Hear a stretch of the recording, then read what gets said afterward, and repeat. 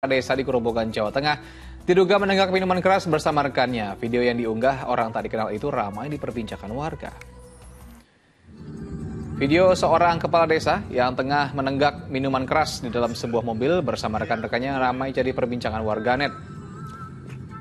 Kepala Desa Saban, Kecamatan Gubuk, Grobogan itu membenarkan dirinya lah yang berada di dalam video.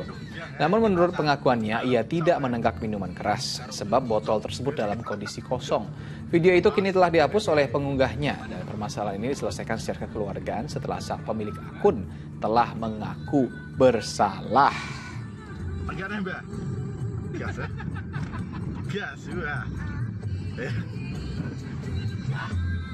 Ya, berita ini tentu bisa jadi pengingat bagi kita semua agar lebih berhati-hati mengendalikan jempol Anda begitu ya pemirsa saya, dan tolong juga berhati-hati dalam bersikap apalagi kalau misalnya kita adalah seorang yang dikenal atau kepala negara atau misalnya punya jabatan gitu. Hati-hati ya, jadi bumerang nantinya. Nah, Ustaz, bicara jejak digital nih Ustaz ya. Nah, setiap orang tuh mungkin punya jejak digital yang buruk pada zamannya gitu. Apalagi kalau misalnya pada awal-awal dulu sosial media, apalagi Twitter lu banyak yang suka ngomong jorok lah, inilah segala macam, tiba-tiba tahun depan dia terkenal.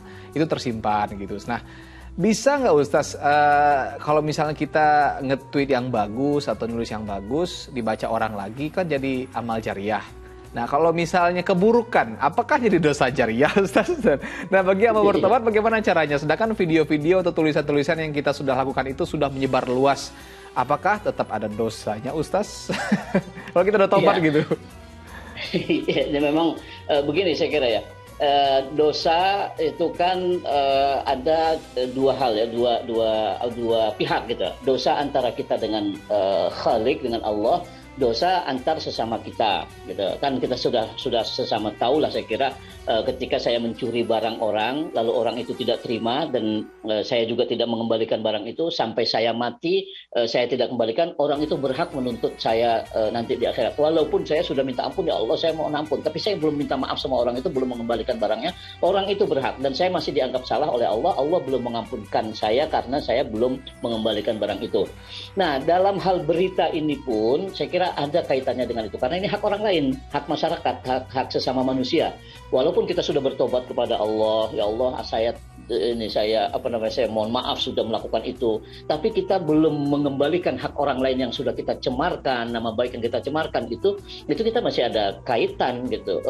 Selama orang itu nanti menuntut kita di akhirat, kalau kita udah mati duluan atau dia ada hal-hal yang kita tidak inginkan, itu akan dipertimbangkan oleh Allah untuk memenangkan orang yang kita rugikan itu gitu. Karena itu hak manusia. Nah, saya ingin menyampaikan ini ada kasus dulu Syekh atau Imam Abdul Hasan Al-Asy'ari, seorang tokoh ya, imam Ahlus Sunnah wal Jamaah. Itu beliau dulu pernah menganut paham Mu'tazilah, yakin betul, kan itu kan menjadi perdebatan paham Mu'tazilah. Nah, begitu kemudian beliau menyadari Mu'tazilah ini tidak benar karena terlalu mendewakan logika. Kemudian beliau mau mundur gitu, tidak lagi mengikuti itu, beliau nyatakan itu di publik. Dia pergi ke masjid, sholat seperti biasa, seusai sholat menyampaikan kepada masyarakat, saya tobat, tidak lagi menganut paham Mu'tazilah. Nah, dengan begitu itu bebas, sudah terbebas gitu. Dia di hadapan Allah sudah bersih, di hadapan orang sudah bersih. Nah, dalam kasus ini si yang bersangkutan perlu di samping tobat kepada Allah, perlu menyatakan kepada khalayak bahwa saya mohon maaf kepada orang-orang yang dirugikan dengan video saya ini gitu. Nah, soal dia sudah menyatakan itu kemudian video masih kemana-mana, nah tentu kita tidak bisa menyetop video yang tersebar itu. Yang jelas sudah ada pernyataan dari dirinya baik kepada Allah maupun kepada orang-orang yang dirugikan melalui videonya itu. Nah, ketika itu dilakukan, insya Allah ini tidak menjadi dosa jariah karena sudah ada permohonan maaf tadi itu. Apalagi kemudian yang bersangkutan yang merasa dirugikan sudah menyatakan, ya kami sudah selesaikan secara keluargaan, kami sudah damai, sudah baik-baik saja. Setelah itu masih terus viral, yaitu kerjaan orang yang memviralkan itu yang berdosa gitu.